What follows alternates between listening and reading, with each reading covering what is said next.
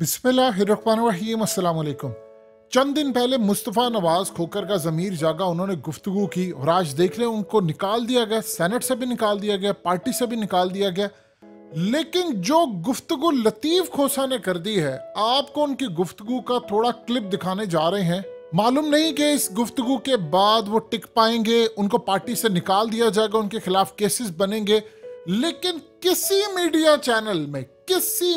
Channel की जरूरत नहीं है कि वो लतीफ़ खोसा की ये गुफ्तगू सुनवा सके। आपको गुफ्तगू सुनवाने जा रहे हैं। उस बंदे ने जो बातें की हैं, उन्होंने कहा कि मैं कुछ बोल गया तो मेरी पार्टी ने मुझे गले से पकड़ लेना है। उन्होंने कहा जो हमने सवाती से किया, हम एटम बम बेचने के लिए तैयार हैं, हम बेचने जा रहे हैं एटम बम।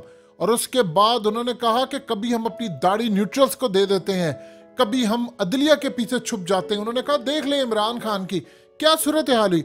FIR नहीं वो कटा सका, वो वजीर आजम के खिलाफ कटा रहा था, किसी और के खिलाफ, लेकिन तीसरी शख्सियत के खिलाफ नहीं कटा सकता। ये सूरत हाल, ये क्या गुफ्तगू थी। आप ये गुफ्तगू सुनिए।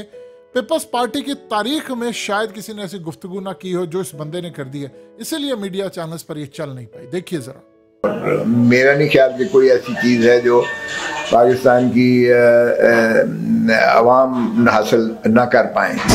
मैं समझता हूँ कि आइन पर अमल दारी ही से आपको जो है एक फलाही ममलकत और रियासत की तरफ आप बढ़ सकते हैं।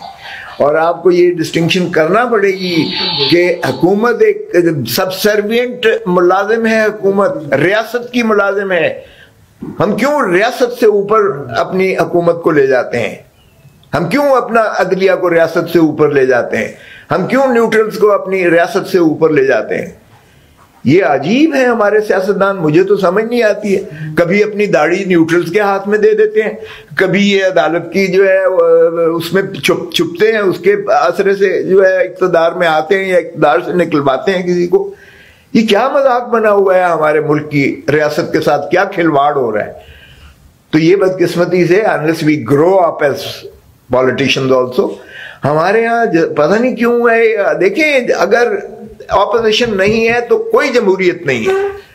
ऑपोजिशन के बगैर कोई जमहूरियत का तस्वर नहीं हो सकता। ऑपोजिशन के बगैर रियासत नहीं चल सकती है, फिर तो डिक्टेटरशिप होगी। फिर तो आपने कम्युनिस्ट एक पार्टी बना लें, एक ही पार्टी फिर ठीक है रूल करेगी, फिर वो फर्द वाहिद हो या पार्टी हो, जिस तरह भी आप कह लें।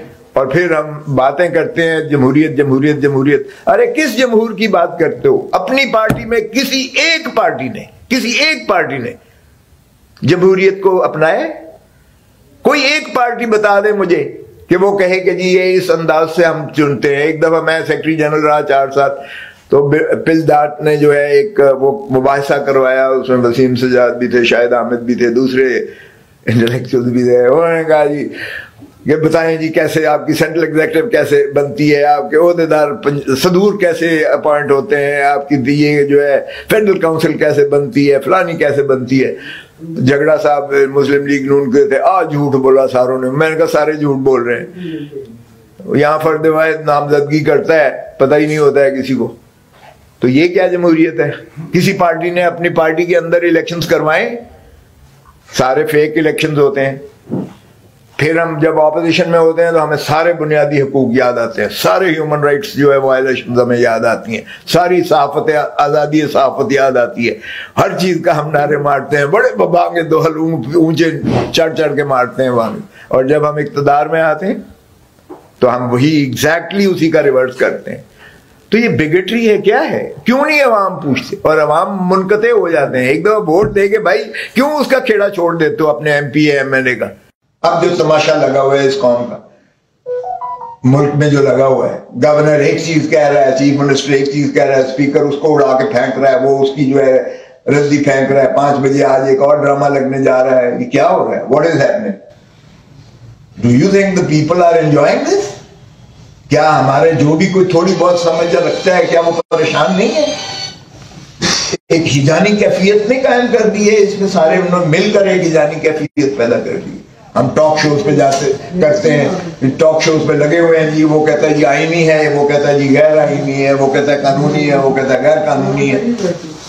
कानून और आईन की तो इतनी क्लैरिटी होनी चाहिए कि उस पर तो इबाहम होना ही नहीं चाहिए। यही अवाम गवर्नेंस चाहती है। لیکن ہمارے یہاں ہر چیز کنفیوژن ہے، ہر چیز جو ہے وہ اس میں دوگلا پن ہے، ہر چیز میں جو ہے ڈپلیسٹی ہے.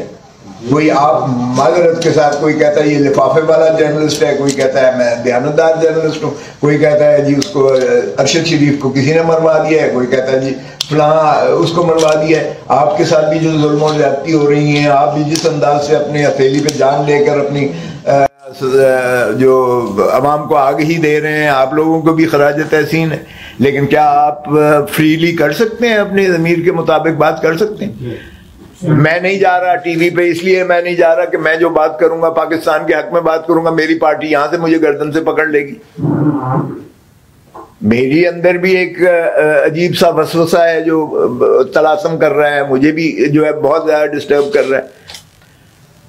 لیکن کنسٹرینٹس اپنی جگہ پر، مگر ملک پہلے ہے.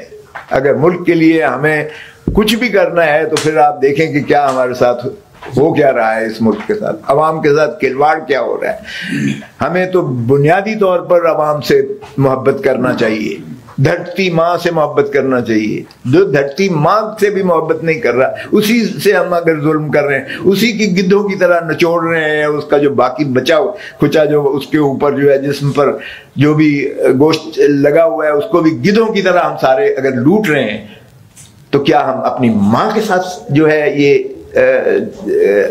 کھلواڑ نہیں کر رہے ہیں؟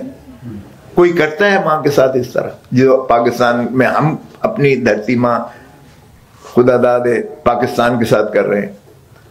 ایک اللہ تعالیٰ نے ایسا تحفہ دیا ہے جس میں ہر چیز ہے. میرے پاس بلوچستان کا آیا، اس نے کہا سر ایک رکی ڈک کی بات کر رہے ہیں، یہاں 20 ایسے جو ہے ذخائر ہیں جہاں سونا اتنا زیادہ ہے، اور اس نے کہا کہ تیل اور گیس کی اتنی ہے جو بلوچستان ایران میں اتنا نہیں ہے کیونکہ ایک ہی بارڈر لگتا ہے. اس نے کہا ادھر نہیں ہے جو پاکستان میں ہمارے پاس ہے. ڈیپ سیز ہمارے پاس ہیں، آپ دیکھیں گوادر پورٹ کی. اس خطے کو اللہ تعالیٰ نے اتنی دی ہے، اتنی وسعت اور طاقت دی ہے. اللہ تو خود کہتا ہے کہ میں نے تمہارے لیے زمین کی تہوں میں اور آسمان کی فضاؤں میں اتنی وسعت اور طاقت دی ہے، تم تجسس کرو، میں تمہارے لیے تسخر کروں گا. اور وہ چونکہ رب العالمین ہے، جس نے بھی تجسس کیا ہے اس نے تسخر کر کے ان کو دیا ہے، چاہے وہ گورا ہے، چاہے وہ یہودی ہے، چاہے وہ کسی بھی دین دھرم نسل کے ساتھ ہے. اور حضور صلی اللہ علیہ وسلم بھی رحمت للعالمین ہے، رحمت للمسلمین نہیں ہے. صرف ہم تو جفا ڈال کے کہتے ہیں اللہ بھی ہمارا ہے اور حضور صلی اللہ علیہ وسلم بھی ہمارا ہے اور وہی منو سلوا دے گا. ہم کیوں کام کریں کیونکہ ہم تو مسلمان ہیں؟ کیا یہ ہے مسلمان کا وتیرہ اور طریقہ؟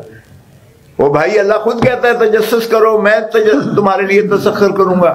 ہم نے چھوڑ دیا ہے، کفر کے فتوے لگانے شروع کر دیے ہیں. میں اگر کوئی ایک ماڈرن سوچ کرتا ہوں، او بھائی سوشلزم کیوں ہم گھبراتے ہیں؟ میں نے ایک دن بے نظیر بھٹو سے کہا، میں نے کہا we have to go back to our فلسفی. بھٹو صاحب کی فلسفی. وہ کہا کوسا صاحب سوشلزم کا نام نہ لیں، لوگ ایک دم وہ جو ہے کفر کے فتوے لگا دیتے ہیں. وہ میں نے کہا سوشلزم، اسلام از سوشلزم. اسلام سوشلزم ہی کی جو ہے اکنامک جو ہے تھیوری ہے. اسلام میں ایک دولت کا اکٹھ جائز نہیں ہے. دجلے کے کنارے پر کتا بھی اگر مر جاتا ہے تو حاکم وقت اس کا ذمہ دار ہے، اور ہمسایہ بھوکا ہو تو آپ پر جائز نہیں ہے کھانا کھانا. یہ ہے اسلام. آپ اگر خلفائے راشدین کو دیکھیں تو انہوں نے ساری اپنی دولت جو ہے اپنے بانٹ دی تھی انہوں نے. اور یہاں تو ایک جہاں تک تعلق ہے آپ کی جو ہے اس کا انصاف اور عدل کا نظام کا، وہاں تو خلیفہ وقت سے چادر پکڑ کے ایک عام آدمی پوچھتا ہے کہ بتا تو نے یہ کہاں سے لی ہے؟ تیرے حساب ہمارے حساب کے مطابق تیرے حصے میں تو یہ اتنی بڑی چادر آتی نہیں تھی. اس کو جو ہے اکاؤنٹیبل ٹھہرایا گیا. نہ ہم انصاف کے اس نظام عدل پر ہیں، نہ ہم معیشت کے اس نظام پر ہیں. ہم انہی فروئی باتوں میں ایک دوسرے پر کفر کے فتوے لگا کے چڑھ دوڑتے ہیں اور اس کو غدار بنا دیتے ہیں، اس کو غدار بنا دیتے ہیں، یا اس کو جو ہے خارج الاسلام بنا دیتے ہیں، یا اس کو دائرہ سے. اور ہم ان چیزوں میں پڑے ہوئے ہیں کہ ناف سے اوپر جو ہے ہاتھ باندھ کے نماز پڑھنی چاہیے، یا گھٹنوں سے اوپر شلوار ہونی چاہیے یا نہیں ہونی چاہیے. میں ایک دن غلطی سے مسجد میں जुमा नमाज के वक्त टाई पहन के चला गया, मौलवी साहब ने मुझे पकड़ लिया और कहता है तुम्हारी नमाज जायज़ नहीं है। मैंने कहा क्या हुआ? ये सलेबी निशान है। मैंने कहा मौलाना, मौलवी साहब, मैं आपने साफा अपने कंधे पे रखा हुआ, मैंने आपसे पूछा है कि आपने साफा क्यों रखा? और ये तो सुन्नत है। मैंने कहा इससे मैं क्या बहस करूं? मैंने टाई उतारी और अपनी जेब में डाली। मैंने कहा अभी इसने 10 बंदे इकट्ठे कर लेने हैं, मेरी पिटाई कर देनी।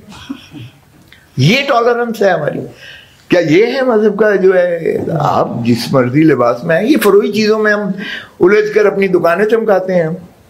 This is very very unfortunate and I think आप जो इंटेलिजेंसिया है, लिखारी हैं, आपकी तंजीम है, माशाल्लाह फोरम्स हैं, आप इन चीज़ों को उजागर कीजिएगा, इन चीज़ों को इंडोक्ट्रिनेट कीजिएगा, लोगों को एजुकेट कीजिएगा।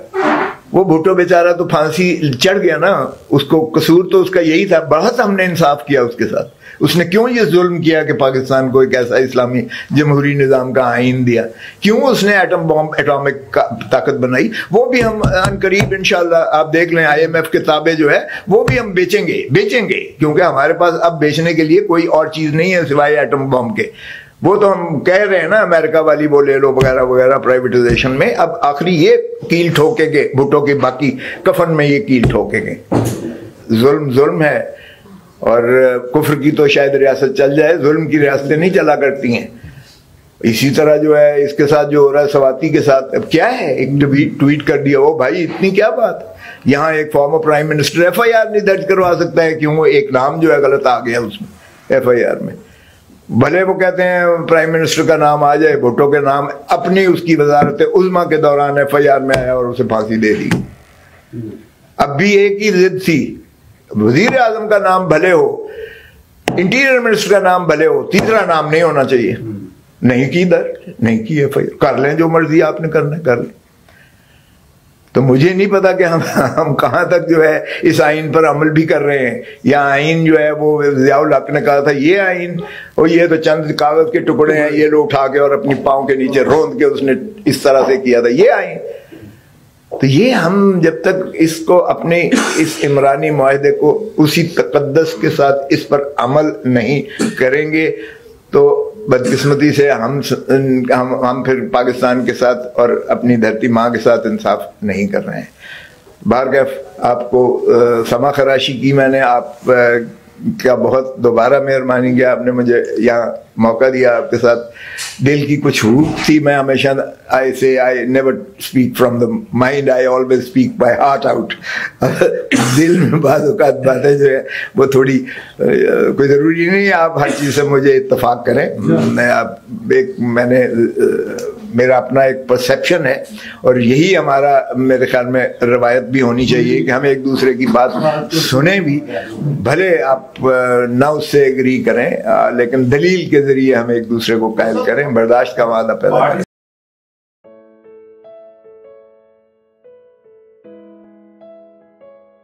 हकीकत टीवी को सब्सक्राइब करना मत भूलें, वीडियो को लाइक करें, शेयर करें और कमेंट सेक्शन में अपनी राय का इजहार जरूर करें।